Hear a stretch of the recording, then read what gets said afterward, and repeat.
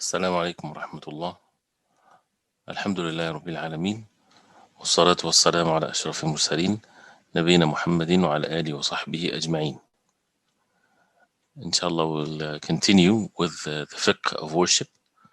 The fiqh of worship, in brief, the matters of worship that concerns each and every one of us, which is mandatory for each and every one of us to learn. And last time we talked about al-ghusl, and before that the nawaqid al-wudu, what negates the wudu. And today, inshallah ta'ala, briefly we'll talk about at-tayammum. We'll talk about at-tayammum. And at-tayammum is, as we know, or they call it the dry ablution.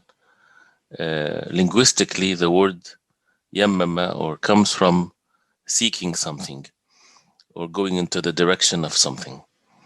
وَلَا تَيَمَّمُوا الْخَبِيثَ مِنْهُ تُنْفِقُونَ. As Allah subhanahu wa ta'ala says, do not go after the khabith. Do not seek what is impure, what is haram in wealth, in sadaqah, and so on.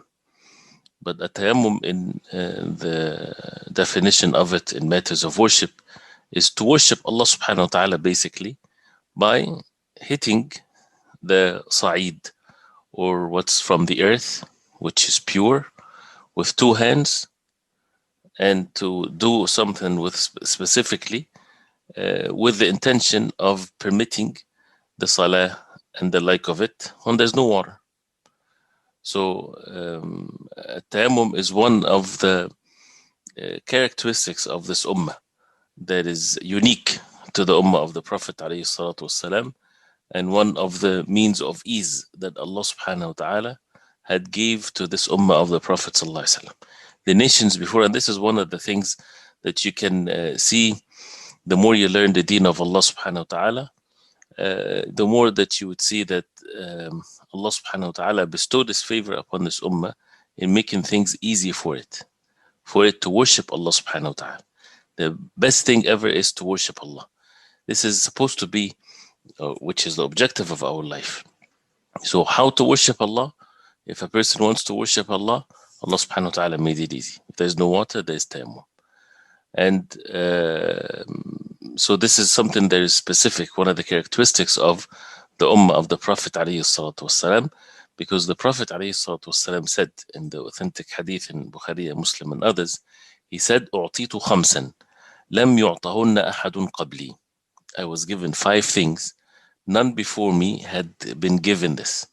So it's important to know these 5. What are these 5 things that the Prophet ﷺ was given for this ummah that no prophet before had it? First one, نُصِرْتُ بِالرُّعْبِ مَسِيرَةَ شَهْرٍ.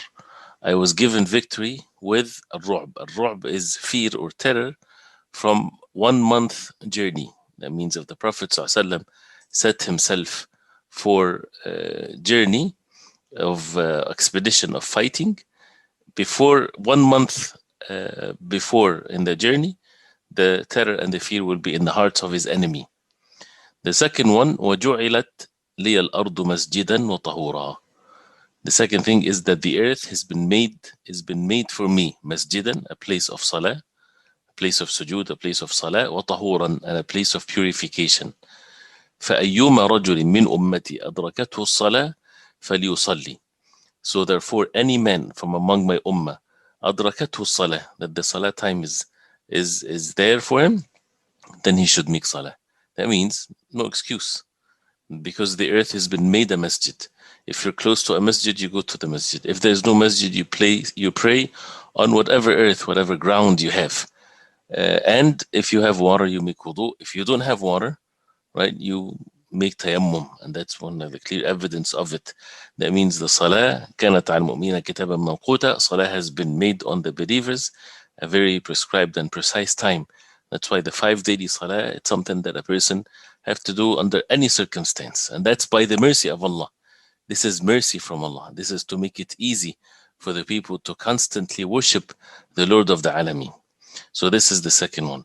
The third one, وَأُحِلَّتْ لِيَ الْمَغَانِمْ وَلَمْ تَحِلَّ لِأَحَدٍ قَبْلِي. It was made permitted for me al-maghanim, which is the booty of the war, and it wasn't permissible for those who before me. And then وَأُعْطِيتُ الشَّفَاعَةِ. وأعطيت الشفاعة, and I was given الشفاعة, the intercession. وكان النبي يبعث إلى قومه, and the prophet used to be sent to his people خاصة, specifically. وبعثت إلى الناس عامة, and I was sent to all mankind in general.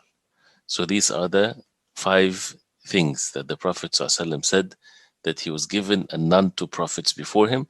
I was given the victory, مسيرة شهر, 1 month journey, and I was given the earth has been made for me a place of masjid and tahur and purification. So anyone that the salah time comes for him, he has to make salah. And the maghanim, the booty of the war, has been made permissible for me. And ash-shafa'a, the intercession in the day of judgment. And number 5, that a prophet was to be sent to his people only, and I was sent to all mankind. This took us away a little bit from the subject, but the hadith is an evidence with regards to at-tayammum, that this is one of the khasa'is, one of the characteristics of the ummah of the Prophet alayhi salatu wassalam. What is the hukm? What is the ruling of the tayammum? The tayammum is can be or it's only valid if there's no water, right? And the ulama use very precise statements in this. So to lift oneself from the state of major or minor hadath, or what breaks the wudu, whether it's major or minor, that whether it necessitates ghusl, shower, or wudu, and if there's no there's no way for a person to use the water, then he can use the tayammum. The ulama use very, again, as I said, precise words here, because they did not say that if the water is absent, because the tayammum can be valid even if there is water present. So either the water is absent, there's no water, or it's harmful to use the water, or a third one, if a person is not able to use the water, right? So 3 things. One is tayammum permissible for the person to perform. Either he has no water, and we'll talk about that. What does it mean not to have water? And the second thing is if it's harmful to use the water. And number 3, if a person is not able to use the water. There's water, but he's not able to use it. Okay? So before we get into some explanation of this, the ayat in the Quran in Surah Al-Ma'idah, the ayah that talks about wudu in Surah Al-Ma'idah, ayah number 6 in Surah Al-Ma'idah talks about at-tayammum, and in other places in the Quran. And it's mentioned in Surah Al-Ma'idah, فَلَمْ تَجِدُوا مَاءً, you didn't find water. Then فَتَيَمَّمُوا صَعِيدًا طَيِّبًا. What's permissible to the tayammum is to be made with anything from the earth, and it has to be pure, of course. So whether it's dust or sand or stones or even mud, whether it's dry or not dry. So anything that would have some traces of the earth on the hand. If it's if you hit your hands on the ground, then you feel something that is stayed on your hand from the dust or so, then this is valid to make tayammum on. Of course, there is the issues that comes up if people, there's no dust, there's no means for them to hit the earth. They're in a hospital, there's a room, there's sterilized, there's no, nothing from the ground whatsoever. This is exceptional matters. We'll talk about that inshallah ta'ala if there's questions, but we're talking about the rulings here of the tayammum, and Allah subhanahu wa ta'ala made it clear, فَتَيَمَّمُوا صَعِيدًا طَيِّبًا. A tayammum is not physically purifying one's body. So this is, as the ulama, when they mention about the tayammum, they say at-ta'abbud. At-ta'abbud means that this is a matter of worship. That means you do it the way that Allah subhanahu wa ta'ala ordered us to do, and not according to what we think or what we desire and so on. How to make tayammum? The way that you make tayammum is that you have the intention, of course, that you're making tayammum, and it's valid for you to make tayammum. We didn't talk yet about the 3 situations with the water, hopefully that you wrote it down. But to make tayammum is that you have intention, then you hit the ground or what's from the ground one time only, right? With both of your hands. Then you can blow your hand if there's so much sand or dust on it, right? And then after that, after you hit it once, you wipe your face, and your two hands and the palm only. And in that case, you would wipe the outer part of your hand because you already the bottom or the inside part of your palm had already hit the ground. So you don't need to wipe it again. You wipe the outside part of it and between the fingers. That's it. So a tayammum is one hit and not two strikes. One strike only to the ground or what's from the ground. And you can blow your hand if it's so much dust on it.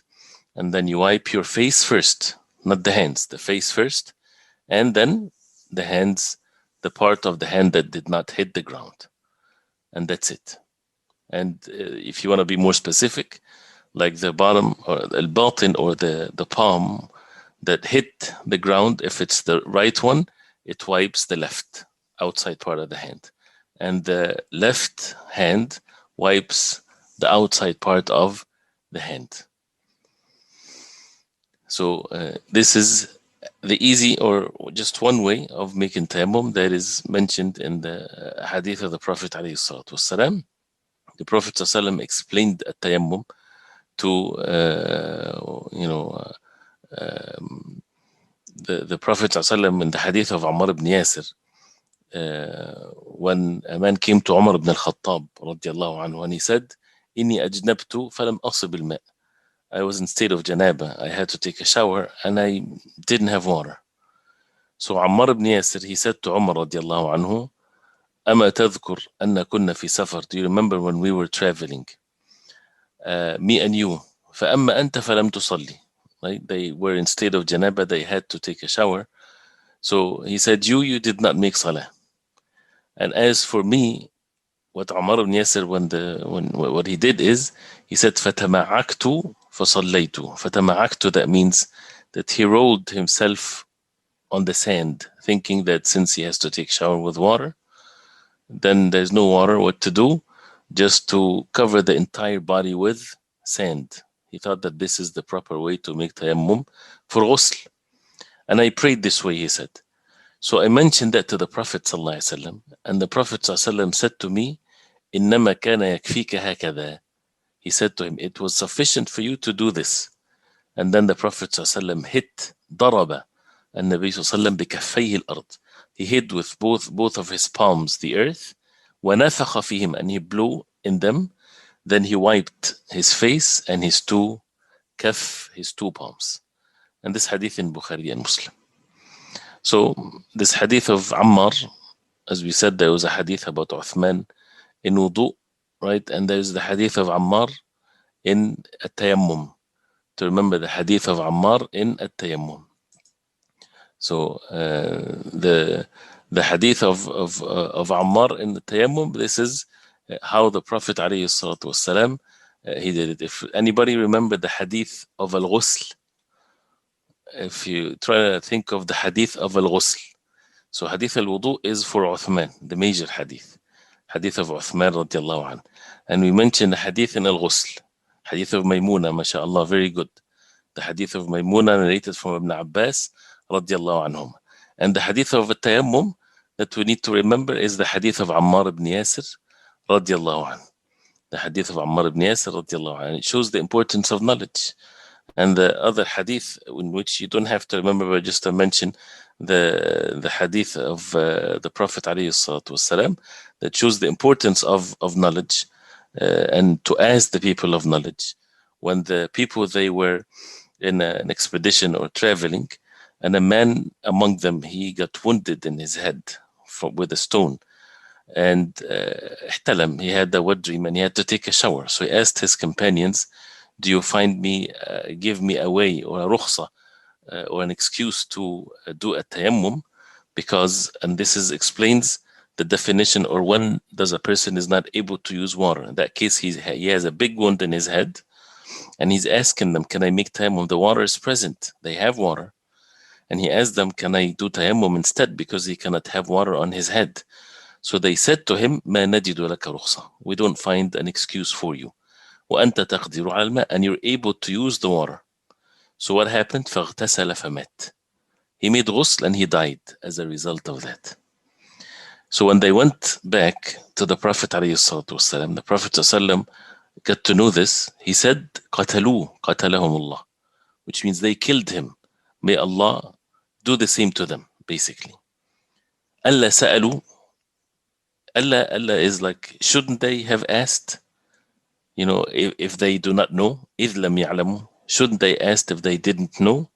فإنما شفاء العي السؤال, because indeed the cure for ignorance is to ask. And then the Prophet ﷺ said, إنما كان يكفي, it was sufficient for him, was valid for him to make tayammum and to wipe or to wrap something on his head, and then he wipe over it, and then he wash the rest of his body.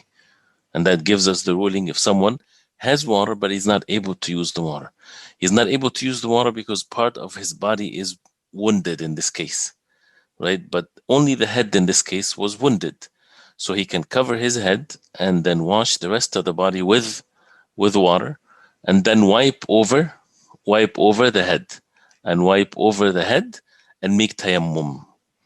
So again, if someone, for example, in wudu, even we talked about that in wudu, if a person in wudu, his arm is wounded and it's wrapped, even if it's wrapped more than just the wound, because usually when you wrap an organ that is wounded, it goes beyond just the wound, and it's not something easy to take it off and put it on back and so on. There's harm to do that. There's matters of ease. You can make wudu, wash, make the rest of the body of wudu normal, and then wipe over this. This is like the jabira, and we talked about the jabira or the cast, and then make tayammum afterwards. And then make tayammum, normal tayammum, as we said now, to hit the ground once, and then you wipe the face and you wipe the hands. So, so we mentioned here a case where the water is present, but harm might happen if a person uses the water. The water might be very cold, and if a person uses it, this can be very harmful for him, and there's no ways for him to heat the water. And that's again for ghusl, not for wudu. Wudu, a person, even the water is cold, he can make wudu. But in a case where a person, a trustworthy Muslim doctor, he say to him that if you use water, this is harmful for you, then whatever part, or if it's the entire body, then in that case it's permissible for him to make tayammum. So the water is present, but it's harmful.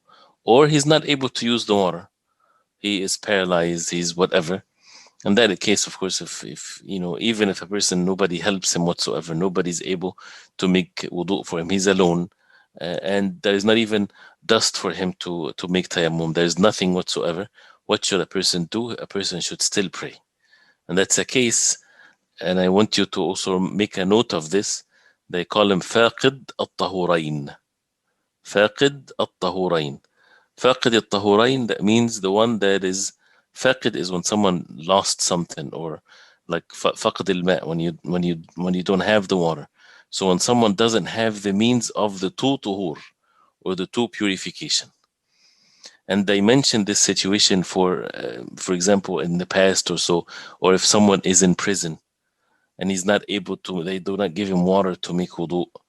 And there is no, of course, usually there will be means of tayammum, for example, or whatever there is. If there is a case where a person is not able to use the water for wudu, for whatever reason, and there's no means for the person even to make tayammum, right? So, so what a person should do in this case, he should pray, right? In that case, he is called faqid al-tahurain. He doesn't have both. But to go from one step to the other, and that's very important for us to remember, is that we have to have the valid excuse. So, for example, if a person, there's no water present in the house, right? Can he just make tayammum and make salah? Not right away. He has to seek the water first, because even the tayammum is to seek the dust, right? So a person has to go look for water first. And that's why most of the time, especially with people living in cities and so on, if you can go purchase water from a store, then it's not permissible for you to make tayammum. I remember one time, for example, in school, Islamic school, there was no water for some reason, or there was construction in the school, and this was in America, and there's no water, so the teacher said to the students, just make tayammum. That's not permissible like this. If someone can go get some bottles of water for them to make wudu, then it's mandatory for them to do so. But if it's going to be very difficult, it requires traveling, it's a very far distance, or whatever there is, then a person can make tayammum and make salah. Especially if the time is tight with regards to the next salah to enter. And that's why if a person make the time for the salah started and he has no water and he sought water and he tried to find water and he didn't find water and then he made tayammum and he prayed, that's it, he's done with his salah. He doesn't have to repeat the salah again, even if the water comes in before the end of the time of the salah. So say for example the time of dhuhr started, there's no water, people looked for water, they didn't find anything, whatever. So they made salah in the beginning time of dhuhr. Should they wait? No, they shouldn't. They should make salah right away. Unless they said somebody's on the way with water, it's just take minutes or so, then it's, of course they should wait. But people took the means, there's no water, they made salah. And then the salah before Asr time entered, the water came. Should they repeat the salah? No. They did the salah perfectly as Allah subhanahu wa ta'ala ordered them. Seeking the water, and if a person, of course, is not able to use the water, this is a different situation. So, and then comes another issue. If they in the salah, while they are making salah after tayammum, and they heard the water came, should they leave their salah and make wudu? No, they shouldn't. They should continue their salah, and their salah is valid, inshallah ta'ala. Right? So, but one of the things that negates a tayammum, right? So, what negates the tayammum is the presence of water, is the end of one's excuse. A person was not using the water because he is sick. Now he's cured, so then he has to use the water. And anything that breaks the wudu breaks the tayammum. So if a person made tayammum and he broke his wudu, right? He broke his state of purification with whatever the nawaqid or what negates the wudu that we mentioned before, that means the tayammum is not valid anymore. He has to make, if he needs to make salah and still there's no water, then he has to make another tayammum. And with the tayammum, a person can make the salah, a person can read Quran, a person can touch the mushaf, a person can make tawaf around the Kaaba.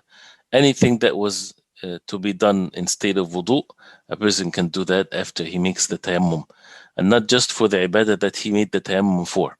So if a person made tayammum to pray dhuhr, can he do something after salat al-dhuhr?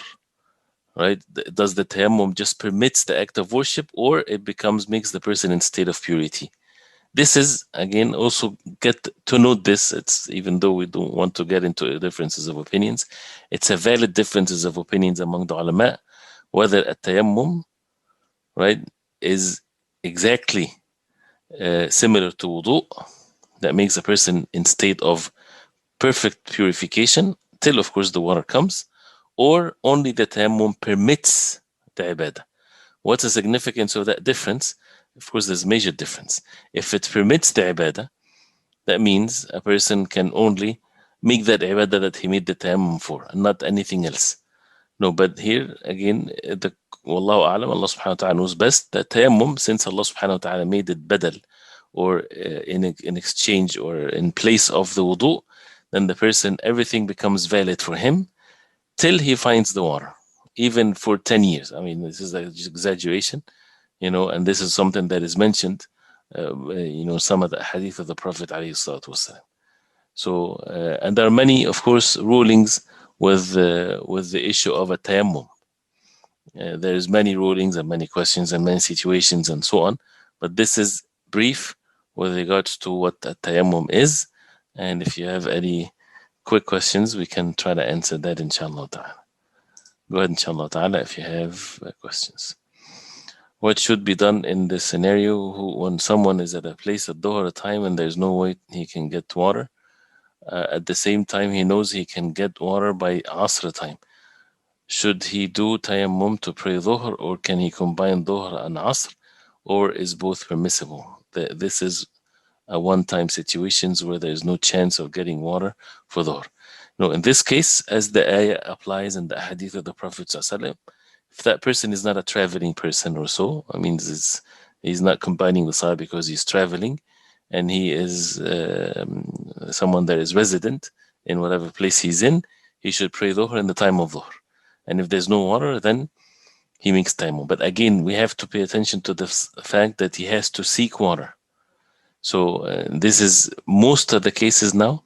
People can find water somewhere or the other. So a person has to find water. He has to purchase. If you have to purchase water, yes. If you have money and you purchase water, then it's mandatory for you to use the water and not to use tayammum. So again, to answer this question, yes, you have to make tayammum. The person has to make tayammum and not to wait the water for asr and combine the salah. He has to make the salah on time. And that's what the ease of the tayammum. The tayammum is not to make it difficult for the people. It's the tayammum, Allah subhanahu wa ta'ala made it easy for people to establish the salah on time. If the person makes wudu with tayammum, is it for only that salah? Again, as we said, no. It's for as long as the person is in state of tayammum, state of wudu. If asr time comes, and there's still no water, time for asr comes, he should seek water again. Right? And if he doesn't find, to be on the safe side, to be away from differences of opinion, make another tayammum, if it's feasible for a person to make another tayammum. The hadith that stated the 5 things that the Prophet ﷺ said that it was only given to the Prophet ﷺ is أعطيت خمسا, very brief, given the fear of his enemy from a month journey. Number 2, the earth has been made a place of salah, masjid, and place of purification. So anybody that has the salah, then he should make the salah. Number 3, the booty of the war has been made permissible. And number 4, to be that he was given the shafa'ah, the intercession in the day of judgment. And number 5, that he was sent to all mankind when prophets before has been sent to only to their people. Okay. Tell us who narrates the hadith regarding ghusl. The hadith of Ibn Abbas radiallahu anhuma from when he at Maymuna, right? So if you make you see Maymuna, right? Because the hadith Ibn Abbas, he narrated it from his aunt Maymuna radiallahu anha. So it's the hadith of Ibn Abbas radiallahu anhuma narrating the hadith how the Prophet made ghusl by his aunt Maymuna. Is kids allowed to touch or pet pig when they go to trip to animal farm for school trips? Pig or khinzir is impure in its entire body. Unlike, for example, the dogs, it's only in their saliva. But the pigs, its entire animal is impure. So it's not permissible for them to touch the pig whatsoever. Now, can you explain فاقد الطهورين? فاقد الطهورين, not if you just misspelled it. الطهورين, 2 tuhur, 2 purifications. فاقد الطهورين, again, as we said, is if someone is not able to make wudu and he's not able to make tayammum, he should still make salah. Right? So if in a case like that, if someone again in the hospital and he has no one to help him, for example, and there's no means for him to make tayammum, there's no means for him to make wudu, then he should pray in whatever situation that he's in. Even if a person is carrying impurities with, when people are in hospital and they have urine and things like this, they still have to pray on time. Is it okay to ask someone to knock on your door if it is unlocked, just to not frighten the person in the room, since you should not lock your door, but can still ask for the person to knock? Is it okay to ask someone to knock on your door if it is unlocked? Yeah, I mean, people, if they want to enter a room, they should seek permission, whether it's locked or unlocked. Yes, this is even at the time of the Prophet ﷺ, or to seek permission to enter, they did not even have doors in place.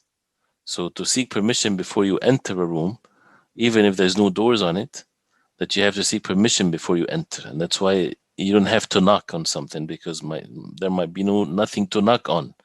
So in that case, you have to say, Assalamu alaikum, can I enter? before you enter, and you don't look inside of the house, or you don't look inside of the room. And this is also between the children together or so on. And when they learn how to make a then, to the room of his brother, the room of his sister. What if someone's changing his clothes, for example, in his room? If a person is in his room and the door is open, he should be at ease that nobody's going to enter unless they seek permission. So, and people should have that specifically in the 3 times that is mentioned in the Quran. Does it apply for children? Yes, it applies for children. Children, when they taught how to take permission, it shouldn't be said if the door is closed, take permission before you open the door. If that's something that you want to make a norm of your house, it's up to you, but you should always make it as a rule. You do not enter the room unless you seek permission before you enter it. And this, to seek permission, is not to look inside and to seek permission. It's to stay outside, not looking inside of the room. And you say either Assalamu alaikum, or if you're already present in the house, people don't say Assalamu alaikum for every time they see each other. But you have to seek permission, say, can I enter? For the parents to enter the kids' room, of course, if the kids are grown-ups and things like this, yes, parents should respect their children to do that. But it's not like if a child is very small. But the parents, they have the rights to make sure they know exactly what the children are doing, without the children necessarily knowing that, to protect the children from harm, what they're watching, what they're doing, what they're hiding, and it's not like they're always suspicious of the children, but they should always, it's their responsibility. Anything bad happens in the household, the parents are responsible, and they're not in the job of just searching and suspicious and things like this, but they have to be aware of things so that they protect the children from harms. How much breaks the blood? How much it breaks the wudu? I recall Umar radiallahu anhu was stabbed, yet he continued prayer. So he had an internal doubt. Now, with does blood breaks the wudu or not? This is a debatable issue, of course, and there's evidences that shows that the Sahaba radiallahu anhum had blood, coming out, and they did not break their salah. They did not break the wudu, and that's why, to make it easy, if the blood is not gushing out, right, the wudu is valid and does not break the wudu. But if the blood is a lot, then the ulama have differences of opinions, and some said it breaks, some said it doesn't break the wudu. And the hadith, there's no straightforward hadith that says that the blood is something that breaks the wudu. So it's better to be on the safe side to make wudu.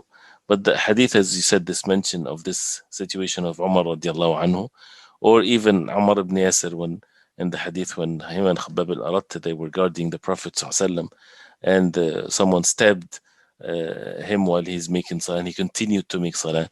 And Al-Hasan al-Basri rahimahullah, he said, ما زال أو لا يزال المسلمون يصلون في جراحاتهم, that the Muslims will keep on making salah in their wounds. Talking about the Sahaba radiallahu anhum, they will be wounded and they will continue to make salah. So the blood does not break the wudu, and Allah subhanahu wa ta'ala knows best. If someone is in a sterile environment and there is no dust available, how do you make tayammum? Either they, of course, if they have means to make wudu, or someone to help them to make wudu. If not, if they can allow them to have a box of sand, then it's fine. If not, then to make salah. If sometimes even if, I guess if it's sterilized, if they hit anything on the room, they won't find anything in their hands, or they don't feel any dust in their hands. So in that case, with all of these measures, right, then a person can still make salah without anything, without wudu or tayammum. But if the people get to know that this is something to be done, they can find a way for them to do so. If not, then to make salah in whatever situation. Barakallahu fikum. Because of the time of the next salah, we'll stop here, inshallah, and we continue next time. And وصلى الله وسلم وبارك على محمد وصحبه وسلم والسلام عليكم ورحمة الله.